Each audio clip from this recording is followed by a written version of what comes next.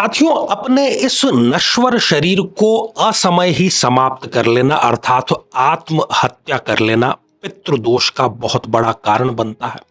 इसके अतिरिक्त यदि किसी मृत्यु प्राप्त व्यक्ति का अंतिम संस्कार ठीक रीति से शास्त्रीय रीति से न किया जाए तो यह भी पितृदोष का कारण बनता है। साथ ही वो व्यक्ति जिसको पैतृक संपत्ति मिली है और उसने स्वयं पर ही पैतृक संपत्ति पूरी खर्च कर दी, आगे की संतति के लिए कुछ भी नहीं बचाई, ऐसा भी व्यक्ति पितृदोष का अधिकारी बनता है।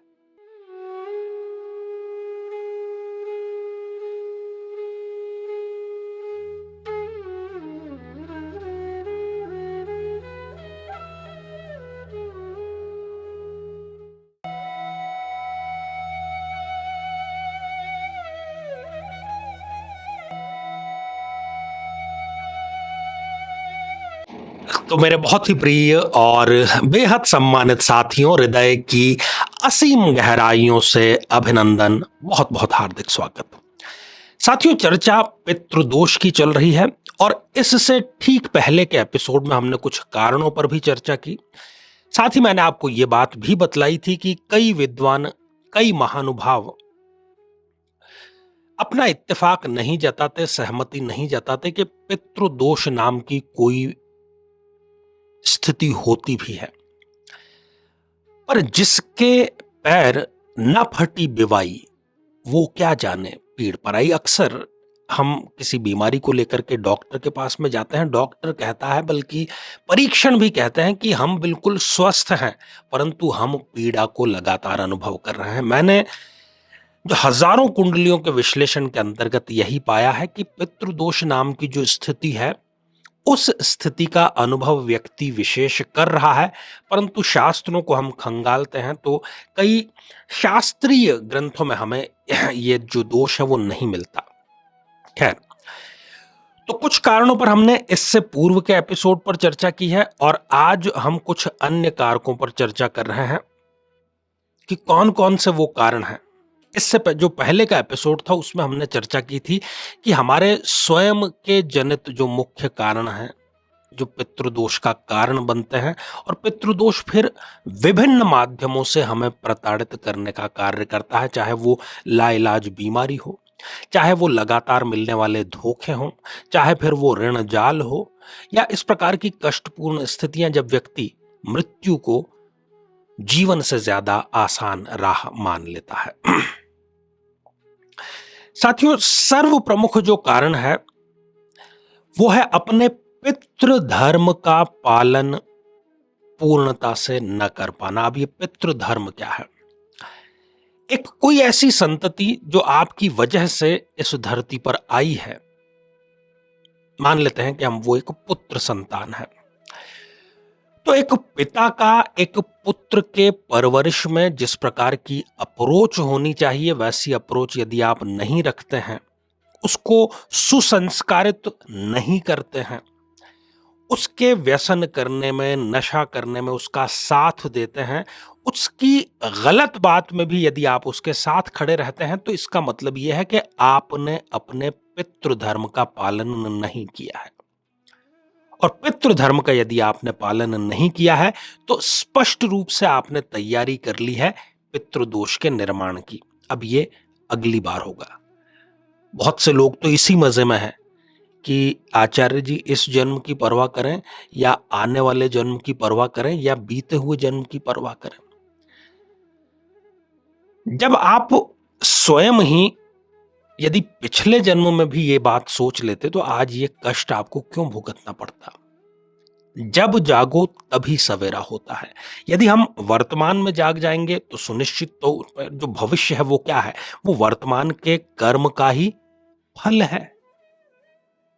तो निश्चित तौर पर पितृधर्म का व्यक्ति को पालन अवश्य करना चाहिए यदि वो सदैव के लिए पितृदोष नाम के जो पीड़ा है उससे दूर रहना चाहता है। तो और क्या दूसरा कारण है? दूसरा कारण यह है कि यदि कभी किसी व्यक्ति ने अपने पिता या पिता तुल्य व्यक्ति को प्रताड़ित किया हो, अकारण उनको बंधन में रखा हो, उन पर अत्याचार किए हों, तो ये भी पितृदोष का कारण बनता है और पितृदोष संबंधी जो पीड़ा है वो व्यक्ति को झेलनी अवश्य पड़ती है।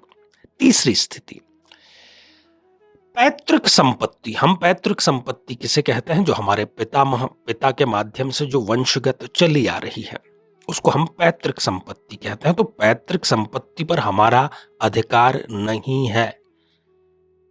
क्यों नहीं है? क्योंकि वो आपने कमाई नहीं है। आपका कर्तव्य केवल इतना है कि उसको बहुत, यदि आप लायक हैं तो उसमें कुछ जोड़ करके आगे की संतति को दें, और नालायक हैं तो कम से कम वो तो आगे की संतति के लिए आप छोड़ ही दें। यदि आप उस पैतृक संपत्ति को स्वयं खर्च करके नष्ट कर देते हैं, आप अपने लिए पैतृक स्थिति संपत्तिगत तो खत्म करते ही हैं, पितृदोष का रास्ता भी स्वयं निर्मित कर लेते हैं। जिस किसी व्यक्ति की दिवंगत हो जाने के पश्चात जो शास्त्र सम्मत अंतिम संस्कार की क्रिया है वो संपन्न यदि नहीं होती है, श्राद्ध ठीक से संपन्न नहीं होते हैं, तो ऐसा जो व्यक्ति है वो भी आपको प्रताड़ित कर सकता है पितृदोष के रूप में। इसके अन्यथा जब कोई अप्राकृतिक ढंग से अपने इस नश्वर शरीर को समाप्त कर लेता है, जिसको कि हम आम बोलचाल में कहते हैं आत्महत्या कर लेना, तो आत्महत्या कर लेने के बाद में वो जो व्यक्ति है वो पितृदोष का कारण बनता है। तो ये सारे और ये सबसे सर्व प्रमुख 5 कारण थे जो कि किसी व्यक्ति को पितृदोष से सीधा जोड़ देते हैं। आगे भी इसका एक और एपिसोड हम लेकर के आएंगे। जीवन में किसी समस्या का सामना कर रहे हैं, जैसे कि शादी में देरी होना, पति पत्नी में मनमुटाव या तलाक तक की नौबत आ जाना, संतान का प्राप्त न हो पाना, नौकरी या धन प्राप्ति में बाधा आना, जीवन के प्रत्येक क्षेत्र में किसी न किसी प्रकार की बाधा आना, तो आज ही अपनी जन्म पत्रिका का संपूर्ण विश्लेषण करवाएं और पाएं समस्या से सदैव के लिए मुक्ति। और अब जो समय हो चला है वो इशारा कर रहा है हमें आप लोगों के कमेंट्स शामिल करने का। तो पहला ही जो कमेंट है ये हमारे नियमित और सम्मानित दर्शक शकुन शरण जी का है। परम श्रद्धेय आचार्य जी, सादर प्रणाम। आपका कथन एकदम सटीक व सरल और सत्य है, सत्यता की कसौटी पर खरा उतरता ही है। सभी राशियों की विवेचना सारगर्भित रही है। आपके आशीर्वाद से सदा अभिभूत रहूं ऐसी कामना करता है। अनंत कोटि नमन, चरण स्पर्श व चरण वंदन। शकुन जी बहुत बहुत साधुवाद और आशीर्वाद।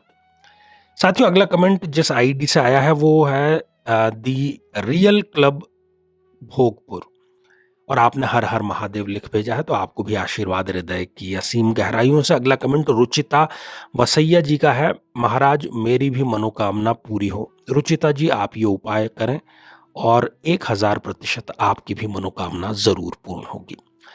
तो साथियों, आज के लिए केवल इतना ही, और इसी मंगल कामना के साथ में कि आप सभी स्वस्थ, समृद्ध और शांतिपूर्वक जीवन व्यतीत करें। नमस्कार।